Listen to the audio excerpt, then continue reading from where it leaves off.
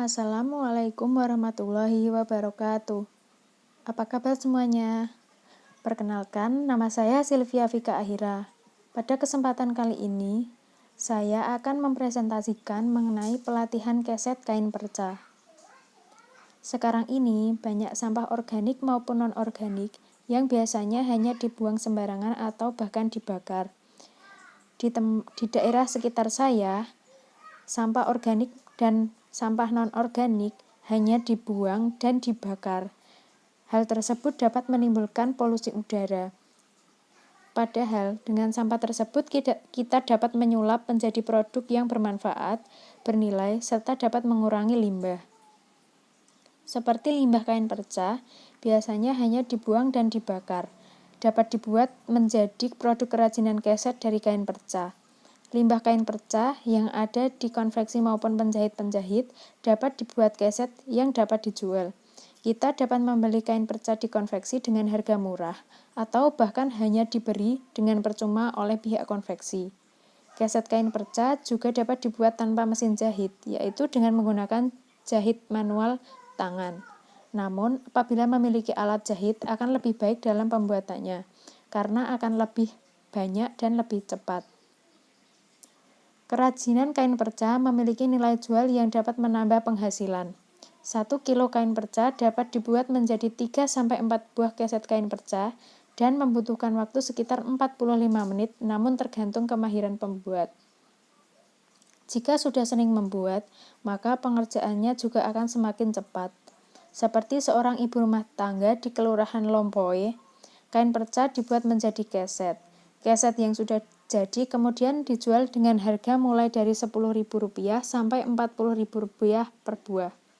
Kita akan mendapat keuntungan dan juga ikut berkontribusi dalam mengurangi limbah.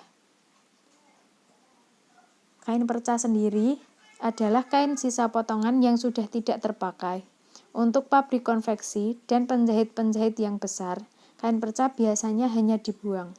Namun, di tangan orang kreatif, kain perca akan menjadi barang yang dapat dijual kembali. Kerajinan kain perca sudah ada dari zaman Mesir kuno dan Cina kuno, yaitu sekitar 5.000 tahun yang lalu. Pada saat pertengahan abad, kain perca digunakan untuk melapisi baju perang para prajurit. Namun, pada abad ke-6 sampai ke-8, orang Eropa berpindah ke Amerika sudah memulai mengenal teknik kerajinan kain perca untuk membuat selimut, baju, dan sebagainya. Pada akhir abad ke-18 dan 19, mulai menemukan pola kombinasi dan bahan kain yang tepat untuk dibuat hiasan. Sejak saat itu, kerajinan kain perca tersebar dan dibawa oleh pengembara dan musafir. Seni kerajinan kain perca atau quilting sudah ada sejak abad ke-19 di USA, Mesir, Cina, dan Eropa. Sekarang sudah menyebar ke seluruh dunia. Walaupun di Indonesia, seni kerajinan perca sudah ada sejak dulu, namun beberapa tahun belakangan ini mulai berkembang menjadi kesenian modern. Tidak jarang para pengrajin kain perca yang menggunakan bahan baku yang dipotong-potong. Kemudian dibentuk kembali dengan teknik kerajinan kain sehingga hasilnya lebih berkualitas dan memiliki nilai estetika. Jadi, tidak jarang para pengrajin kain perca itu menggunakan bahan-bahan yang baru. Sengaja membeli bahan baru, kemudian dipotong-potong untuk menyerupai kain perca. Kemudian dibentuk kembali dengan teknik kerajinan kain sehingga hasilnya lebih berkualitas dan estetik. Pembuatan keset kain perca dapat menjadi peluang usaha bagi masyarakat. Dengan kreativitas dan kemauan, limbah kain perca yang tadinya hanya dibuang atau dibakar dapat dijadikan produk yang bernilai guna dan dapat dijual.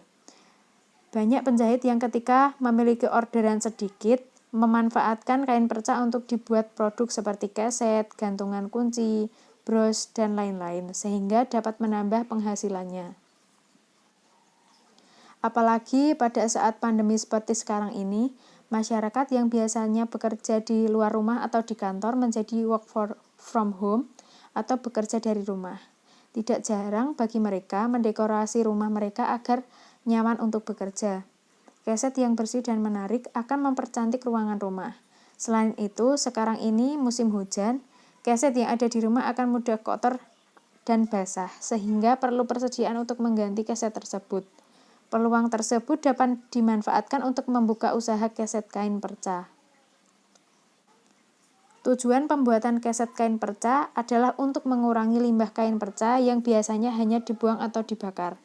Masyarakat yang memulai usaha keset kain perca dapat menghasilkan keuntungan dari limbah tersebut dengan modal yang sedikit, sehingga dapat meningkatkan pendapatan masyarakat dan dapat membuka lapangan pekerjaan bagi masyarakat sekitar.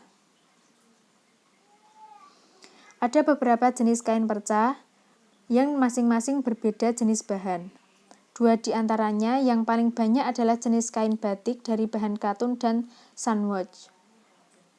Kain perca batik bisa dimanfaatkan menjadi beberapa bentuk kerajinan yang fungsional dan bernilai jual, misalnya tas, sandal, taplak meja, sprei, sarung bantal, dan sarung guling. Tudung saji dan tutup gelas, bros, keset, rok atau daster, dan sebagainya. Alat dan bahan untuk membuat kain perca yaitu, yang pertama, alatnya itu ada jarum pentul, gunting, dan mesin jahit. Kemudian untuk bahannya sendiri ada kain perca dan kain pelapis. Langkah awal pembuatan keset kain perca adalah dengan bantuan mesin jahit. Pengrajin dapat memotong kain perca dengan ukuran kurang lebih 4x4 cm, 8x8 cm, atau 12x12 cm sesuai dengan seberapa banyak ketersediaan kain tersebut. Kemudian pengguna dapat mengikuti langkah-langkah sebagai berikut. Yaitu cara pembuatannya, yang pertama, kain perca yang telah dipotong-potong tadi dilipat secara diagonal agar membentuk segitiga sama kaki. Yang kedua, tempatkan bagian alas segitiga sama kaki pada bagian atas. Lipat kedua pucuknya ke sisi bawah.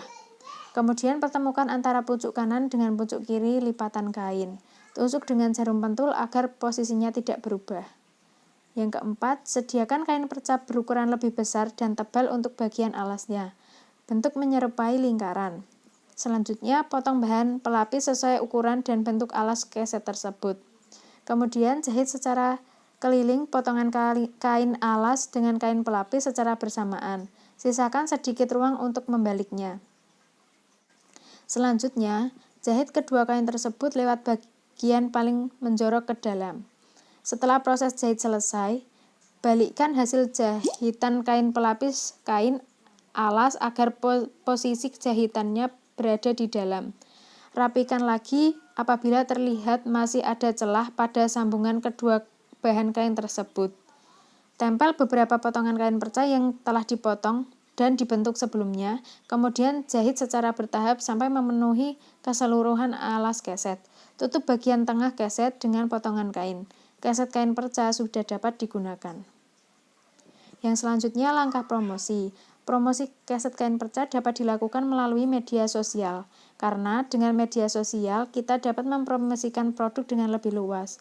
Promosi melalui media sosial seperti Instagram, WhatsApp, Facebook, Twitter, dan sebagainya. Promosi dapat dilakukan pula melalui aplikasi belanja online seperti Shopee, Tokopedia, Bukalapak, dan sebagainya.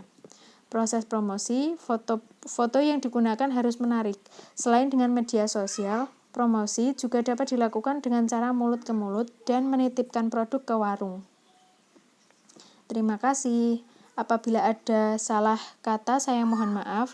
Wassalamualaikum warahmatullahi wabarakatuh.